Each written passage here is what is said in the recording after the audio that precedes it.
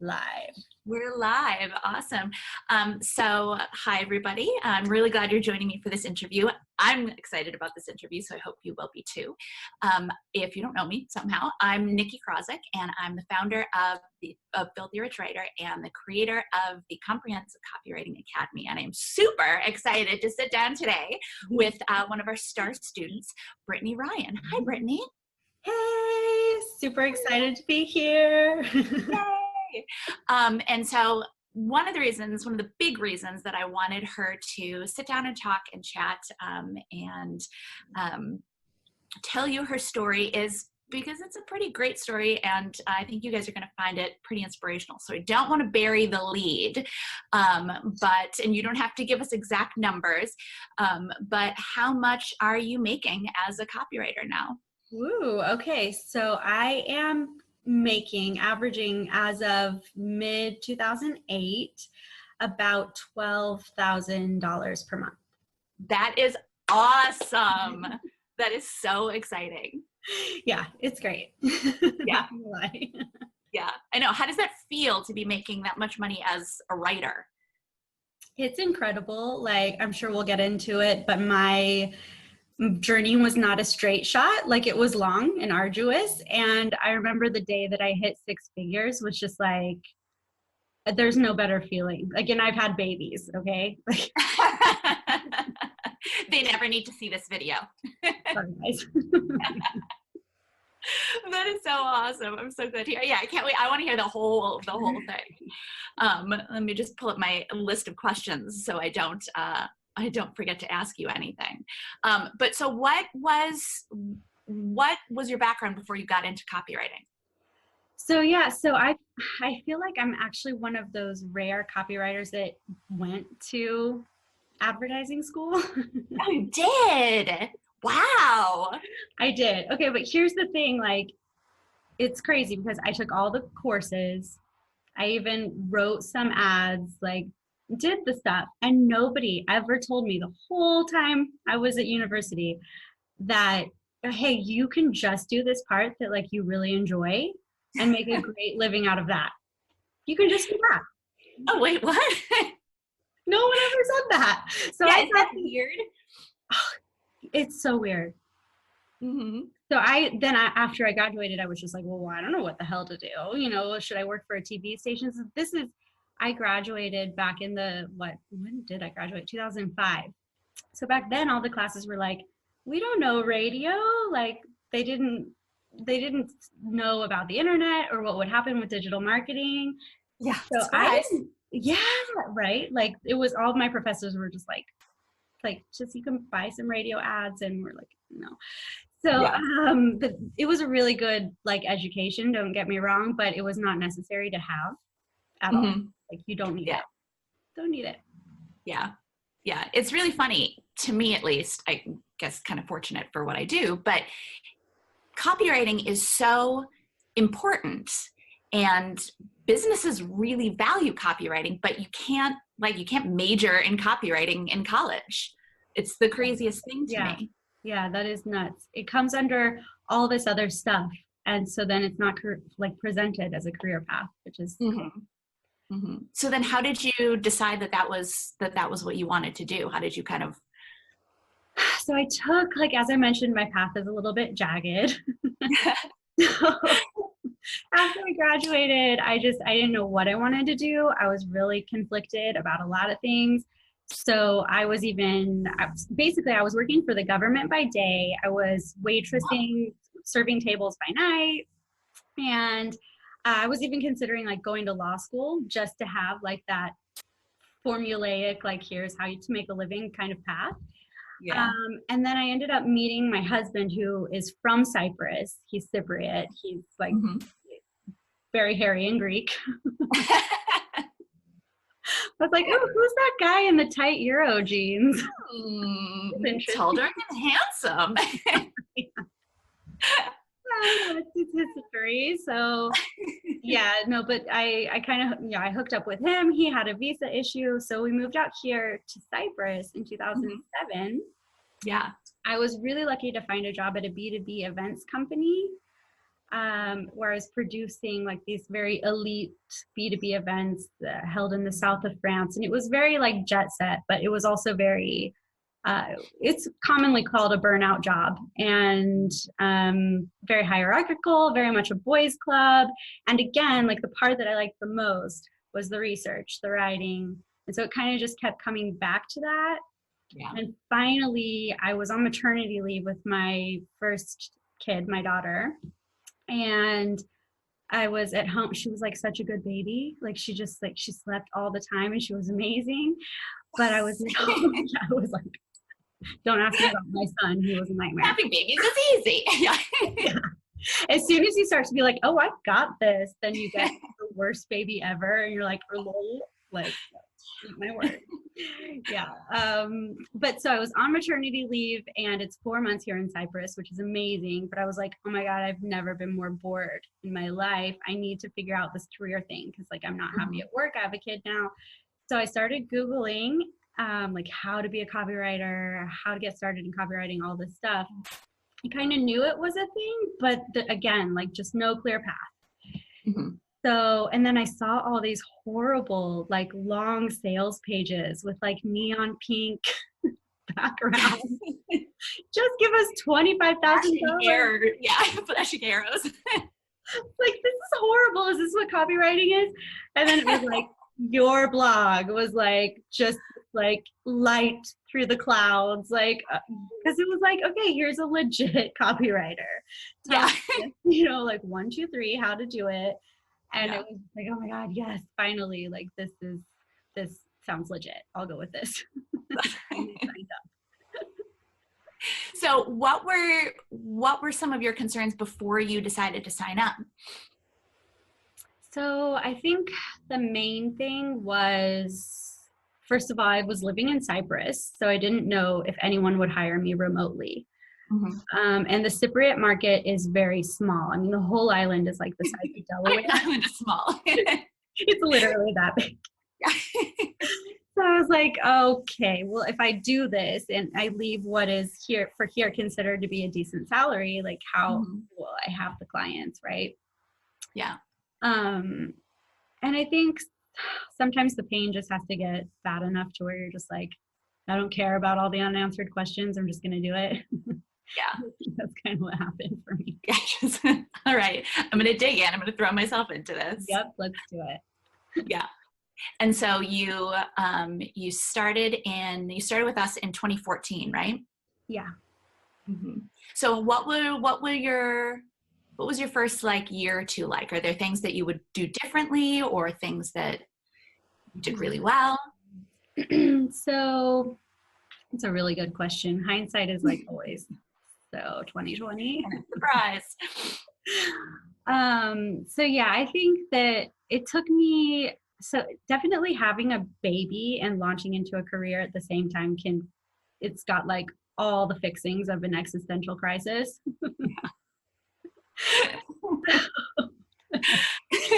That's pretty brave. Yeah.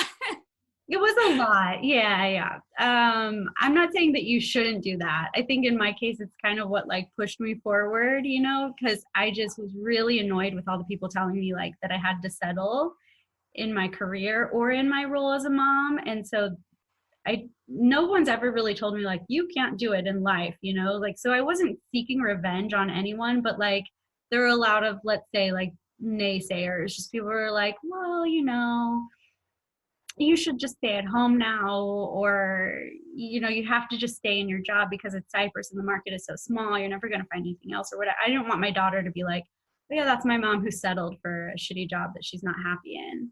Yeah, really? What kind of role model is that? Right. Yeah. And everyone was kind of telling me like, just do that. Like, that's what you have to do. That's life.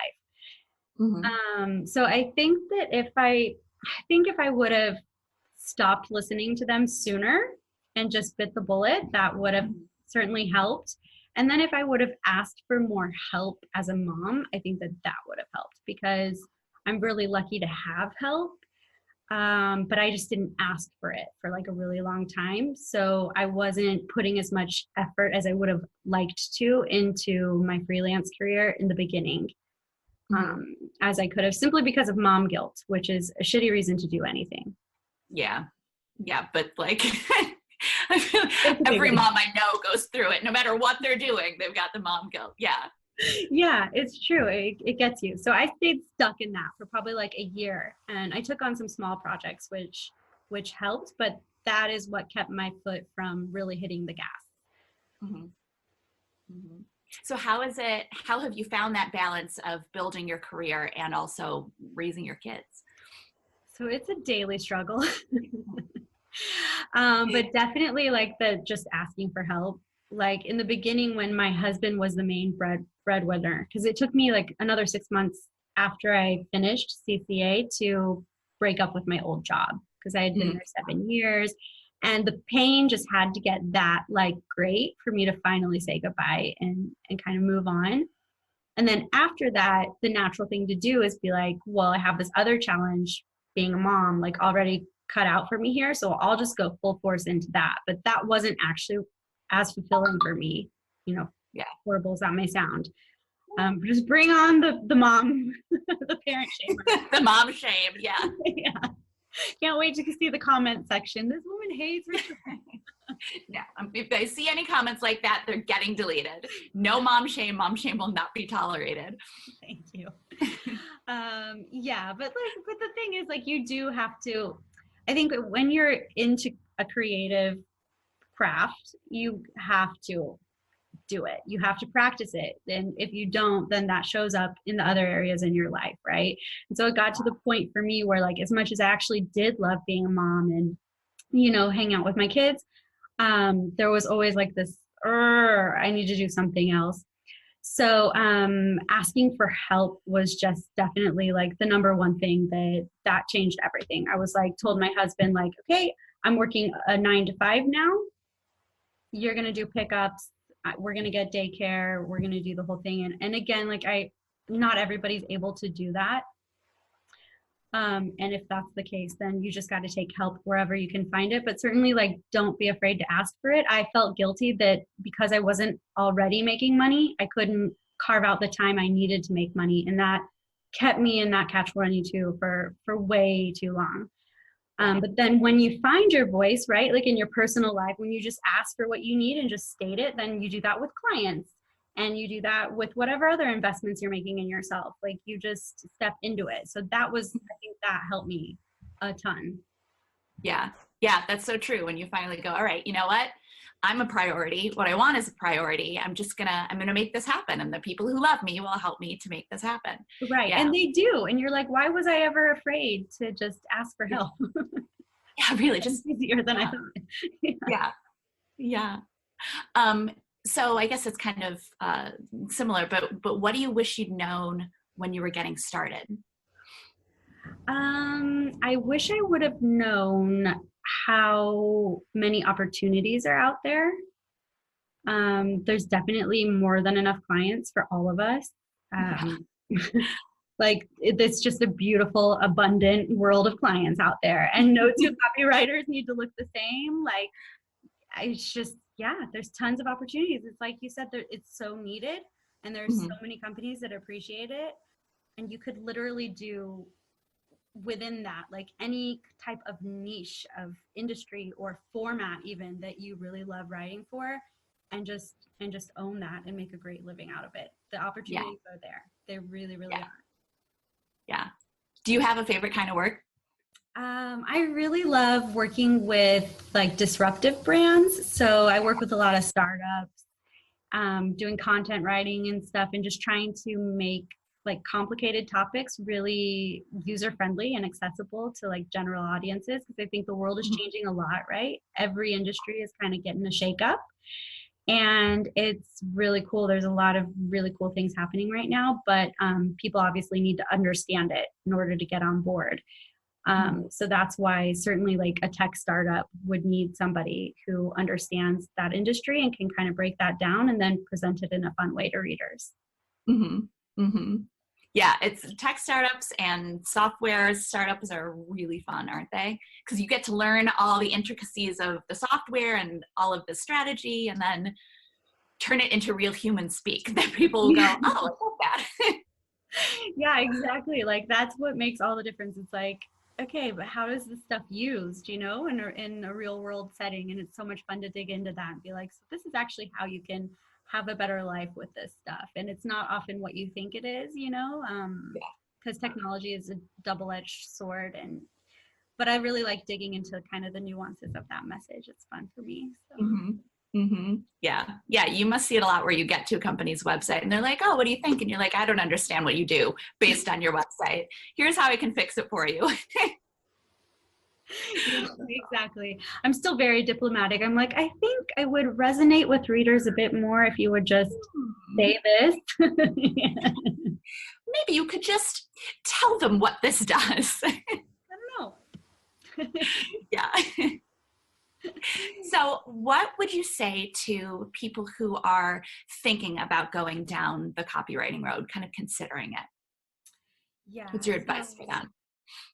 I'd say like definitely go for it. Like honestly, there's never been a better time. Words are everywhere, whether you believe it or not. Like, yeah, videos big, podcasts are big, whatever. There's words behind all that. So like, don't get it twisted. There is plenty of work to be had. Yeah. The number one sort of biggest piece of advice I would have is to just really own your learning.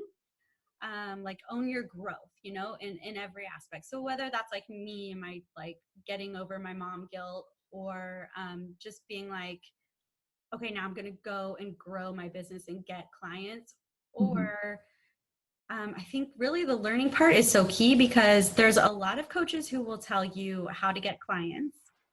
There's not a lot of coaches that will teach you craft. So once you have the why, then like most humans will get stuck on the how, because they're like, okay, I know I want this. I know why I want to be a copywriter. I have a passion for writing, whatever. But then it's once your mind gets into all the nuts and bolts of it, that's where you can get really paralyzed and just retreat right into your other responsibilities in life, or down the internet rabbit hole, or on a million coaching websites, or comparing yourself to other copywriters. You can tell I've like done all of that. Yeah. Like that stuff just well, we all do, right, we all do it, but like, and even when you're doing it, you kind of like know that it's not helping, but it's so hard to stop doing it when you can't sort of see the other side of it. Yeah. But I think that if you can just find a way to be like, okay, I'm a copywriter, and just call yourself that. And then now I need to just own this growth. So like, what does that mean? Do I need training? Do I need coaching? Do I need an 8-hour workday right now, 4-hour workday right now? Like whatever that looks like, just try to find a way to get it just bit by bit. And then it's amazing how, like confidence comes in these little bite-sized chunks. And it will just take you to the next one. And then you'll wake up and be like, whoa, I'm at 6 figures. And then, a referral will come in and you'll be like, whoa, I'm at 12K. And, and it really is like that. That's how it goes. Yeah. It's crazy. Yeah. It's you kind of day by day. And then all of a sudden you look back and you're like, oh my God, look at me. I made so much progress. I'm amazing. Yeah. Yeah. It is. Funny. Yeah. It's really cool. Mm-hmm. So what is next for you? So now I've kind of reached capacity for what I can do as a one-woman show. So I'm starting my own little boutique copywriting agency called Pointed. Yeah, it's really cool. So we do, like I was saying, like kind of content writing and really distilling messaging for brands that are in a disruptive industry or doing something a little bit different, kind of going against the grain. And we also do help brands with conscious copywriting. So there was actually a report that came out in October, an Edelman report about belief-driven buyers. And it turns out that like 67% of global consumers will make their purchasing decision based on a brand's stance on a controversial issue. Interesting. Yeah. Wow. It's really incredible. I think it's kind of been a long time coming if you kind of just look at marketing in general and some of the trends there, and then just our world in general. And I think people are trying to kind of find that in their messaging more and more, but it feels like a Pandora's box a lot of times, or just too sticky a subject. People don't want to talk about, let's say, social issues or environmental issues or whatever it is. And I mean, you know, writing about like gender equality and stuff, or like racial equality, like this stuff is like a lot of brands are like, Right, yeah. we're with it, but we're not going to touch that, you know. But there are actually ways through writing to really say something powerful and also very just respectful and open. And, you know, you don't have to be like holding a picket sign unless you want to be. And if you do, you know, the right consumers will rally behind you. But yeah, so that's something that we're into these days too. And so, yeah, it's really fun. It's amazing to see the way that, like, I don't know, just certain clients or certain paths can just take you in all these unique directions. And it's yeah, really right. Isn't that funny? One client leads to another, and then all of a sudden you're doing this. And yeah, well, and that's so interesting too, that even it's you from the outside, you would think that like, oh, well, it's copywriting. It's always going to stay in kind of this, it's always going to be this, it's going to be this little box, but there's all kinds of new technology coming out, new things to write for, and whole new avenues. Who knew that? I mean, honestly, 2 years ago, who would have known that conscious copywriting would have been a specialty or something to even think about? Right. Yeah, it's amazing. That's why this is just a cool industry, like really a movement to be a part of. You know, words matter. And I think that it's those of us who know how to wield them should really just own that and help people out. Like, you're not, you know, staying small or insecure, like not kind of owning your skill as a writer is not helping anyone. On the flip side, if you just bite the bullet and go for it, like there are so many people who need your help right now. So yeah. Yeah, and they're desperate for you. Really, truly. Once you find them, they will grab onto you and not let you go. Yeah, absolutely. Yep. Oh my God, this has been so much fun. Is there anything that I haven't asked you that you want to make sure people know, or?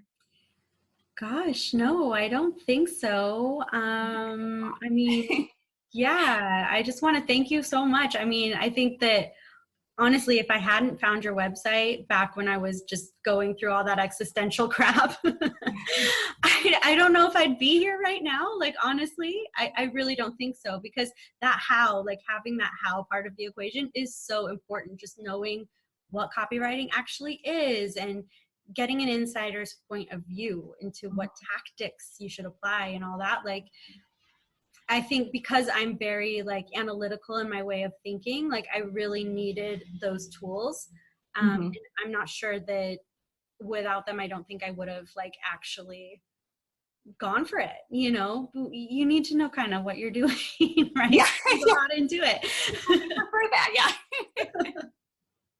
Oh my God. Well, that's amazing. I'm so honored to have been a part of your journey and your success, your amazing success, which is so exciting. So now, how can people find you? Your website, Instagram, all that stuff. They want to follow you and cheer you on. Yeah, so I guess the best way to reach me is email me, and I am like always looking for awesome copywriters to join the Pointed team. So feel free to just reach out. It's still in the process of getting our website up and LinkedIn and all of that, but you can find us in little bits around the internet. But probably at this point, emailing me directly would be the best way. That's good. That's good. And what's the name of your company now? Pointed Media, is that what you said? Pointed Copywriting. Pointed Copy, well, it makes sense. Yes, Pointed Copywriting. That's exciting. Ooh, good. So then I'm going to keep an eye out for the website and the Instagram and all that coming up over the next. Oh yes, I will definitely keep you posted. Exciting. Yay. Well, this has been so much fun, Brittany. I'm so glad we got a chance to sit down and actually meet face to face. I know, right? Finally, after all these years. We finally. I know. All the emails, all the coaching calls, all that stuff. Yeah. Well, this has been so much. Thank you so much for sitting down to chat with me today. Thank you, Nikki. I really appreciate it. Really, so much. Yeah. It's an honor. The honor is mine, believe me. Awesome. All right. Well, I'll see you soon. Yes, absolutely. All right. Awesome. Have a great day. Thank you. You too. Thanks, Bye. Brittany. Bye-bye.